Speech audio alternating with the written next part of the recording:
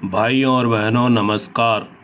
आज मैं लेकर आया हूँ अपनी एक कहानी, भारत माता की जय।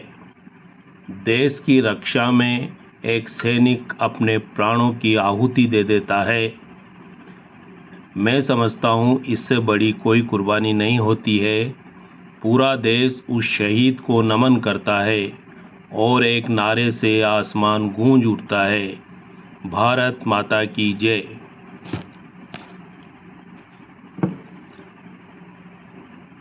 देवगढ़ एक बड़ा गांव है।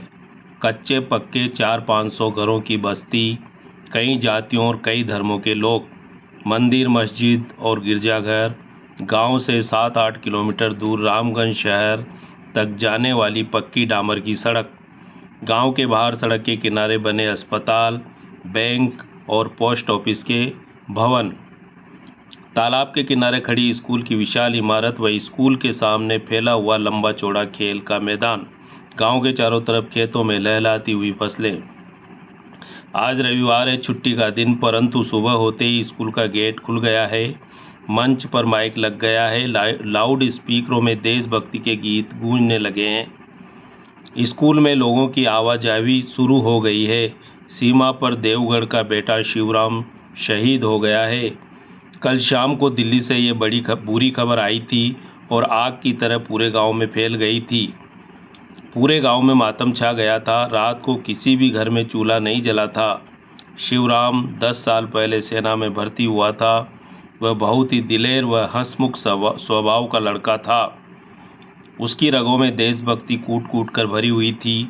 आजकल कश्मीर की सीमा पर भारत पाकिस्तान के बीच तनाव के चलते कुछ दिनों पहले जम्मू कश्मीर राष्ट्रीय राजमार्ग पर सीआरपीएफ के काफिले पर आतंकियों ने आत्मघाती हमला कर दिया था, जिसमें कुछ जवान शहीद हो गए थे। इस आतंकी धमाके से पूरे देश में हाहाकार मच गया था। सेना ने कश्मीर में छिपे आतंकियों के विरुद्ध कठोर कार्रवाई शुरू कर दी थी। कल एक घर में छिपे खूंखार आतंकियों के विरुद्ध सेना ने एक बड़ी कार्रवाई की थी, जिसमें 3 आतंकी मारे गए थे, परंतु शिवराम के साथ सेना के 4 जवान भी शहीद हो गए थे। सेना के हेडक्वार्टर से सूचना मिली थी कि आज दोपहर तक शहीद शिवराम का शव सेना के हेलीकॉप्टर से देवगढ़ पहुंच जाएगा। रामगंज तहसील के प्रशासन ने निर्णय लिया था कि स्कूल के मैदान में पूरे राजकीय सम्मान के साथ शहीद की अंत्येष्टि की जाएगी। भविष्य में उस स्थान पर शहीद स्मारक का निर्माण कराया जाएगा। शहीद शिवराम की मूर्ति स्थापित की जाएगी। रात ही रात में यह खबर आसपास के गांवों में दूर दूर तक फैल गई थी और सुबह होते ही शहीद को श्रद्धांजलि देने के लिए लोग राजकीय उच्च माध्यमिक विद्यालय देवगढ़ के विशाल मैदान में एकत्र होने लगे थे। दोपहर होते होते स्कूल के मैदान में भारी भीड़ जमा हो गई। रामगंज तहसील के बड़े बड़े सरकारी अधिकारी वहां पहुंच गए। शीघ्र ही राज्य के गृह मंत्री के भी वहां पहुंचने की खबर आने लगी। सेना का बैंड भी वहां पहुंच गया और व्यवस्था बनाए रखने के लिए बड़ी संख्या में पुलिस के जवान तैनात हो गए। थोड़ी थोड़ी देर में लोग भारत माता की जय, शहीद शिवराम अमर रहे और पाकिस्तान मुर्दाबाद, आतंकवाद मुर्दाबाद के नारे लगाने लगे। शहीद की अंत्येष्टि की तैयारियां होने लगी। मैदान में एक जगह अंत्येष्टि स्थल का चयन कर लिया गया। ट्रैक्टर में भरकर चिता की लकड़ियां आ गई। रामगंज से अंतिम संस्कार का सामान व फूलों की मालाएं आ गई। विधि विधान से अंतिम क्रियाक्रम करवाने के लिए पंडित आ गया। अब सबकी नजरें रह रहकर आसमान की ओर उठने लगी। सब सेना के हेलीकॉप्टर के पहुंचने की प्रतीक्षा करने लगे। थोड़ी देर बाद ही उत्तरी दिशा में दूर आसमान की गहराइयों में अचानक सेना का हेलीकॉप्टर चमकता हुआ नजर आया। हेलीकॉप्टर को देखकर लोग रोमांचित हो उठे। उत्तेजित होकर भीड़ जोर जोर से नारे लगाने लगी, भारत माता की जय, जब तक सूरज चांद रहेगा, शिवराम तेरा नाम रहेगा, आतंक का नाश हो, पाकिस्तान मुर्दाबाद। जैसे जैसे हेलीकॉप्टर नज़दीक पहुंचने लगा, लोगों के स्वर और बुलंद होने लगे। स्कूल के मैदान के ऊपर आसमान में आकर हेलीकॉप्टर ठहर गया। लोगों के नारों से अंबर गूंजने लगा। ग्राउंड से सिग्नल मिलते ही धीरे धीरे हेलीकॉप्टर नीचे उतरने लगा। तेज गति से घूमते हुए हेलीकॉप्टर के पंखे से वातावरण में आंधी आ गई। स्कूल के मैदान में धूल का गुबार उठा और चारों तरफ फैल गया। सबकी आंखों में अंधेरा छा गया, नारे थम गए। कुछ समय बाद ही धूल छंट गई। सेना का हेलीकॉप्टर जमीन पर खड़ा हुआ नजर आया। उसके ऊपर धीरे धीरे घूम रहा पंखा कुछ चक्कर लगाने के बाद ठहर गया। पुलिस के जवानों ने उसे चारों तरफ से घेर लिया। हेलीकॉप्टर के चारों तरफ भीड़ एकत्र हो गई। कुछ समय उपरांत हेलीकॉप्टर का गेट खुला और जैसे ही सेना के जवान तिरंगे में लिपटे हुए शहीद शिवराम के शव को कंधों पर उठाकर बाहर निकले, आसमान फिर नारों से गुंजायमान होने लगा। सेना के जवानों ने शहीद के शव को स्कूल के मंच पर लाकर रखा। शहीद शिवराम को श्रद्धांजलि देने के लिए लोगों का तांता लग गया। देवगढ़ का बेटा चिर निद्रा में सोया हुआ था। देश की रक्षा में उसने स्वयं के सीने पर गोलियां खाई थी और अपने वतन पर कुर्बान हो गया था। उसकी आंखें बंद थी और मासूम चेहरे पर मुस्कान उभरी हुई थी। जो भी उसके दर्शन करता था उसकी आंखों में आंसू उमड़ पड़ते थे और श्रद्धा से सिर झुक जाता था। शहीद के शव पर लोग पुष्प वर्षा कर रहे थे, फूलों की मालाएं चढ़ा रहे थे और उसे प्रणाम कर रहे थे। शिवराम गरीब घर का लड़का था। उसके माता पिता ने गांव में मेहनत मजदूरी करके उसे पाला पोसा और पढ़ाया लिखाया था। वह इसी गांव की गली गलियारों में खेला कूदा था, इसी स्कूल में पढ़ा लिखा था। बचपन से ही उसके चेहरे पर देशभक्ति की झलक दिखाई देती थी। स्कूल के मंच पर प्रतिदिन वह प्रतिज्ञा बोलता था। 26 जनवरी व 15 अगस्त के दिन वह जब गांव में स्कूल के बच्चों का जुलूस निकलता था तब तिरंगा उठाकर वह सबके आगे चलता था और मधुर आवाज़ में वह यह गीत गाता था, विजयी विश्व तिरंगा प्यारा, झंडा ऊंचा रहे हमारा।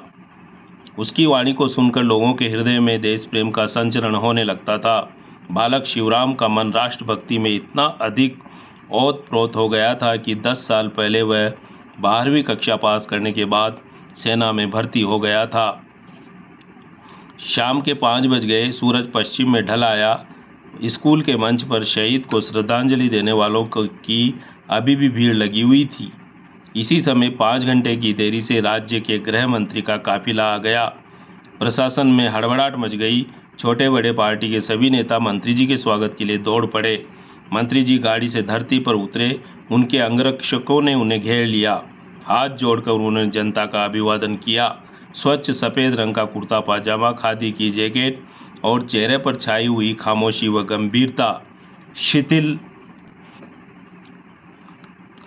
कदमों से वे मंच की ओर बढ़ गए। गमगीन होकर उन्होंने शहीद को नमन किया और सरकार की तरफ से शहीद के शव पर पुष्प चक्र चढ़ाया। फिर वे शव के नज़दीक बैठे हुए शहीद के परिजनों की ओर बढ़े। आंखों में आंसू भरकर उन्होंने शिवराम के बूढ़े और कमज़ोर पिता गंगाराम के कंधे पर हाथ रखा। सरकार आपके बेटे की शहादत कभी नहीं भूलेगी गंगाराम जी। हम हर तरह से आपकी मदद करने का प्रयास करेंगे। शिवराम मेरा बेटा ही नहीं था मंत्री जी, वह तो भारत का बेटा था। मुझे गर्व है कि देश की रक्षा में इसने अपने प्राणों की आहुति दी है। ये बोलते हुए बूढ़े गंगाराम की आवाज़ भर्रा गई। उसकी आंखों से अश्रुधाराएं फूट पड़ी।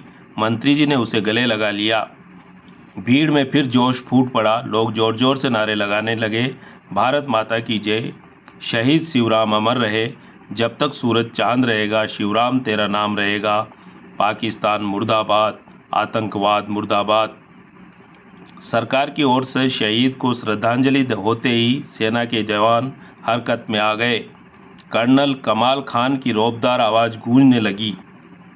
सेना के जवानों ने शहीद को गार्ड ऑफ ऑनर दिया, हवा में फायर करके बंदूकों की सलामी दी और जब सेना का बैंड मातमी धुन बजाने लगा तो वातावरण गमगीन हो गया। चारों तरफ अप्रतिम स्तब्धता छा गई। सब नतमस्तक होकर शहीद को नमन करने लगे। लोगों की आंखों में पानी भर आया। इसके बाद पंडित मंच पर चढ़ गया। वह परिजनों से शहीद के अंतिम संस्कारों के क्रियाक्रम करवाने लगा। लोगों ने शव को नहलाए, नए कपड़े पहनाए। शहीद की पत्नी सोनाबाई का रो रो कर बुरा हाल हो रहा था। गांव की औरतें उसे ढाढ़स बंधा रही थी। पंडित ने मंत्रोच्चारण के साथ शहीद की पत्नी से उल्टे फेरे करवाए। फिर चरणों में बैठकर सोनाबाई ने पति को अंतिम प्रणाम किया। अचानक वह विलाप करने लगी। पति के वियोग में चीखते हुए उसने अपने दोनों हाथ ऊपर उठाए और एक साथ जमीन पर दे मारे। उसकी कलाइयों की कांच की चूड़ियां टूटकर बिखर गई। पति के चरणों में लिपटकर वह फूट फूट कर रोने लगी। इस हृदय विदारक दृश्य को देखकर सबकी आंखें नम हो आई। पंडित का इशारा होते ही लोगों ने शव को उठाया और चिता पर ला रखा। कुछ ही समय में चिता तैयार हो गई। शिवराम के नन्हे से बेटे अंकुर ने चिता को आग दे दी। हवा के साथ चिता धूं धूं कर जलने लगी। अपने जवान को चिता में जलते हुए देखकर कर्नल कमाल खान का मन भर आया। उनके अंतःकरण में हलचल मच गई और हृदय भाव विहल हो उठा। धीरे धीरे वे आगे बढ़े और मंच पर चढ़ आए। कर्नल साहब को मंच पर खड़ा हुआ देखकर भीड़ में स्तब्धता छा गई। लोग कर्नल साहब की ओर देखने लगे। दूसरे ही क्षण माइक पर उनकी भारी आवाज़ गूंज उठी। मेरे प्यारे देशवासियों, आज जब हमारा एक शहीद चिता की आग में जल रहा है, मैं दो बातें इस देश के नागरिकों को कहना चाहता हूँ। शहीद शिवराम के पिता आदरणीय गंगाराम जी ने आज एक बहुत बड़ी बात कही है। शिवराम मेरा बेटा नहीं था, वह तो भारत का बेटा था। उन्होंने बिल्कुल सच कहा है। हमारी सेना का हर सैनिक भारत का बेटा है। देश की रक्षा करते हुए वह अपने प्राणों की आहुति दे देता है। मैं समझता हूँ कि इससे बड़ी कोई कुर्बानी नहीं होती है। देशवासियों को सैनिकों के इस त्याग को गंभीरता से समझना चाहिए। मुझे दुख होता है कि कुछ लोग जवानों के शौर्य और शहादत पर भी राजनीति करते हैं, जिससे सेना का मनोबल गिरता है। वोटों की राजनीति आज हमारे बीच घृणा के बीज बो रही है। जनता में उन्माद फैला रही है, जो देश की अखंडता के लिए खतरनाक है। सेना बाहरी दुश्मनों से, आतंकवादियों से, उग्रवादियों से लड़ सकती है, परंतु अपने ही देश के गद्दारों से, भ्रष्टाचारियों से और बेईमानों से नहीं लड़ सकती है। हमारे लिए अपनी जाति और धर्म से भी ऊंचा होता है राष्ट्र धर्म। मैं आप सबसे अनुरोध करता हूं कि आप सब इसे अपने जीवन में अवश्य अपनाएं। राष्ट्र धर्म के रास्ते पर चलने वाले नागरिकों का देश कभी भी कमज़ोर नहीं होगा और कोई भी दुश्मन उसकी ओर आंख उठाकर देखने की हिम्मत नहीं कर सकेगा। शिवराम भारतीय सेना का एक बहादुर और वीर सैनिक था। देश की रक्षा करते हुए इसने अपने प्राणों की आहुति दी है। हम सब इसकी शहादत को सलाम करते हैं। इसी के साथ मैं अपनी बात समाप्त करता हूँ। जय हिंद। जब तक सूरज चांद रहेगा, शिवराम तेरा नाम रहेगा, आसमान फिर नारों से गूंजने लगा। कर्नल कमाल खान मंच से नीचे उतरे और चिता के सामने आ खड़े हुए। सिर पर से टोपी उतारकर उन्हें शहीद को अंतिम प्रणाम किया। उनकी आंखों से आंसू निकले और भूमि पर टपक पड़े। फिर वे अपने जवानों के साथ हेलीकॉप्टर की ओर बढ़ गए। सैनिकों के सवार होते ही हेलीकॉप्टर का पंखा घूमने लगा। कर्नल कमाल खान ने अपना हाथ उठाकर जनता का अभिवादन किया। कुछ ही क्षणों में हेलीकॉप्टर के पंखे ने गति पकड़ ली। आसपास के वातावरण में आंधी आ गई और जैसे ही सेना का हेलीकॉप्टर ऊपर उठने लगा, भारत माता की जय के नारों से आसमान फिर गूंजने लगा। तो भाइयों और बहनों, ये थी कहानी भारत माता की जय। ऐसी ही एक और रचना लेकर मैं फिर शीघ्र ही आपके बीच हाजिर होऊंगा। धन्यवाद।